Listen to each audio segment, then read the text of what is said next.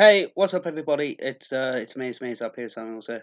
Um, so I'm going to apologize straight away. I already had the episode of Classic Wrestling Series all ready to go.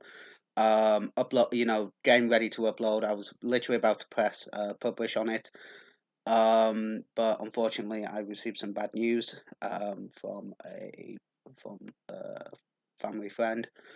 And unfortunately, a friend of ours had passed away. So to my friend, I will see you soon. I will see you on that farm in the sky, as they say. So, ladies and gentlemen, I just wanted to put it down at this little video to the beginning. The video was taken about 3 o'clock in the morning. I went to bed, had a bit of stuff I needed to do. I was getting ready to upload, and then the news hit me. So that's why I'm doing this intro now. So I do apologize about it being late. It'll probably be Thursday when this is uploaded. So I am terribly sorry. But like I say, I needed to put this intro in first, before we get to the happiness. So let's do that now. Hello, ladies and gentlemen, and welcome your faces to this. It is episode 26 of the Classic Wrestling Series, and tonight, guys, we are going to go back to WCW Wrestling. Ladies and gentlemen, it is the 21st of January 1997, and we are at Clash of the Champions 34, ladies and gentlemen. I'm looking forward to this.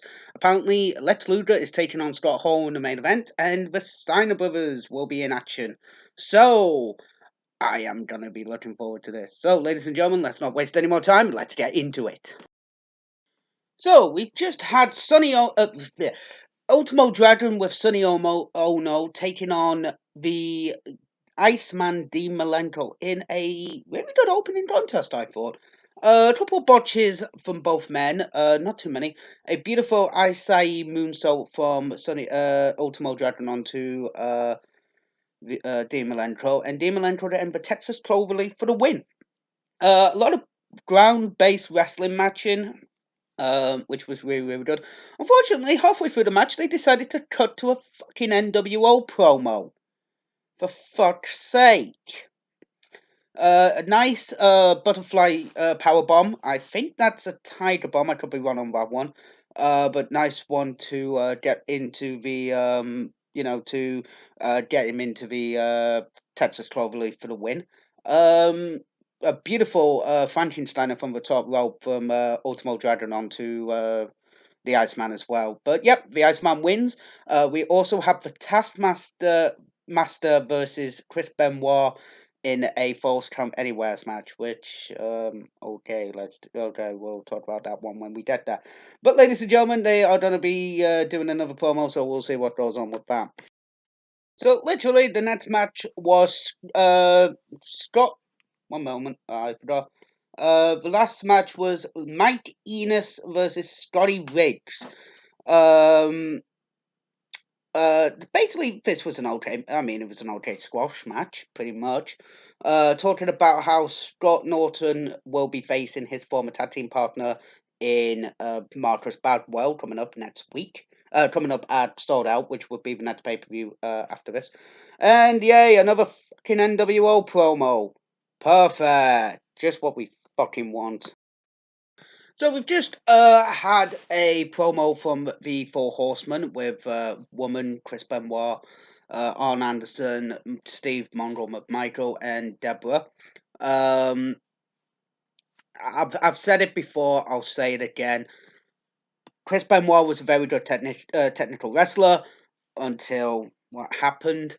I will, at this time, I will praise him for what he is, which is a technical wrestler. Um, After 2004, naturally, he is a murderer, ladies and gentlemen. I can't dispute that. I don't want to dispute that, but I have to go on what I'm watching, which is a technical wrestler. I do apologize about that. I do not like doing this, but I do this because I want to watch the shows and stuff like that, so I will be commenting as if I am watching it in 1997. That is what I do with this show. Now, Deb was on the mic. Yay. So, something tells me these guys are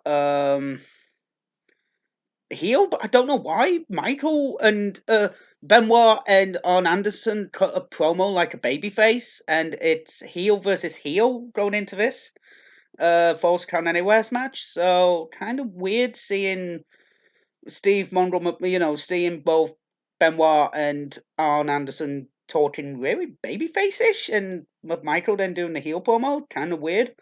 We'll see what this next matchup is, ladies and gentlemen, because it's currently happening now. It is a six-man tag between LA Parker, Conan, and JL. Isn't JL supposed to be Jerry Lynn, if I recall? So we're having LA Parker, or La Parker, Conan, and I think Jerry Lynn, I could be wrong on that one, taking on, we'll see in a moment. So we just had Conan, what was the match? Conan, LA Parker, and LJ and JL versus Chris Jericho, Super Carlo, and Chavo Guerrero Jr. This match was originally supposed to be another Juventud Guerrero and somebody else. Can't remember who, unfortunately, guys. But unfortunately, due to injury, they would both be taken out. So Chavo Guerrero Jr. and Jericho replaced them in the match, I think it was. But this match was a pretty good high-fighting six-person tag, Mexican rules match. A beautiful, super Frankensteiner from the actual top rope this time actually gets the win for Jericho's team. Nothing really of note to say, but it was a good match. There was nothing wrong with it, no botches to say. So yeah, it was a good match. We'll see what's next, and we'll probably get another goddamn promo from fucking the NWO. So yeah, here we go. So we just had Harlem Heat taking on Joe Gomez and the Renegade. Who would win this match? Of course, Harlem Heat. Joe Gomez and the Renegade really didn't get any fucking offense in. This was basically just a tag team squash match to build up Harlem Heat for the tag team titles. I think it was. I don't think they would win it after the pay per view. I'm not entirely sure. I think they would go to Sold Out to face the Outsiders. I could be wrong on that one. I'm not entirely sure. But basically, think of the Doomsday device, but with a kick instead of a clothesline, and that's pretty much what their finisher is. For the short amount of time it wasn't too bad. We didn't see the entrances, because WCW ruins everything. And pretty much it was just, it was a squash match for Harlem Heat. So we'll find out what the next match is and enjoy it. Also, guys, I just want to say I messed up in the Mike Enos match. It was actually Scotty Riggs taking on Mike Enos, and Scotty Riggs wins. So I do apologize about that, ladies and gentlemen. That was a bit of a mess up on my part. Scott Norton is on the show tonight, but he would be facing somebody else. So we'll find out what the next match is and enjoy it. So we just had Masahiro Chono versus uh, Alex Wright, and to be fair, Alex Wright looked good, but fucking Nick Patrick, I don't mind a crooked heel, but when it's so fucking blatant, it pisses me the fuck off. This match was okay, but again, the crooked heel angle wasn't fucking needed, and now we're having a Lex Luger promo with the total package T-shirt. Holy fuck. Um, I've just got the feeling that their Patrick is going to be in the main event as well, which is going to piss me off even more. So we will, we'll do that later, guys. So let's watch the next match, which I think will be Scott Norton versus Eddie Guerrero. Okay, this one could be good. Oh, fucking Nick Patrick's in the ring again. Fucking perfect. So we just had Scott Norton versus Eddie Guerrero. This match was basically just Eddie Guerrero getting his ass handed to him until there was a referee bump. DDP came into the ring, spun Norton around. I can't think what the diamond cutter. There we go, the diamond cutter. Eddie Guerrero with the front splash. The 1, 2, 3. Eddie wins, which is good. I don't know why Ned Patrick counted the 3 because he's the heel, so whatever. But Eddie wins, pretty good match. Excuse me. And now we get the Taskmaster versus Chris Benoit match. So we'll watch this match. So we just had Chris Benoit versus the Taskmaster in a Falls Count Anywheres match, and this match was the shits. No, literally, they went to the toilets and pretty much hit the crap into each other. You can actually see the kind of real life actual hatred that these two had. A woman gets involved and uses a chair on Kevin Sullivan for the 1-2-3 on to Chris Benoit, and then Chris Benoit literally smacks a wooden chair over Kevin Sullivan's head after the match, which was pretty nasty. So now we've got the Steiner brothers with the returning Scott Steiner versus the amazingly French Canadians. So we'll see how this match goes, but we know who's winning this one. So we just had the Steiner brothers versus the amazing French Canadians. A lot of people would be thinking I'd be supporting the French Canadians. Haha, no, I'm not, unfortunately. It was just Scott and Rick Steiner coming back and facing who would face Scott Hall and Kevin Nash for the tag team titles at Sold Out. But Scott would turn on Rick, and that would be his initiation into the NWO that night. So all we have now is Lex Luger versus Scott Hall in the main event. Oh, goody, let's just get this one over and done with. So we just had Lex Luger versus Scott Hall, and to be fair, this match wasn't too bad. A lot better than I thought it would be, but the same, it wouldn't be, it's not good. But it was okay for what it was.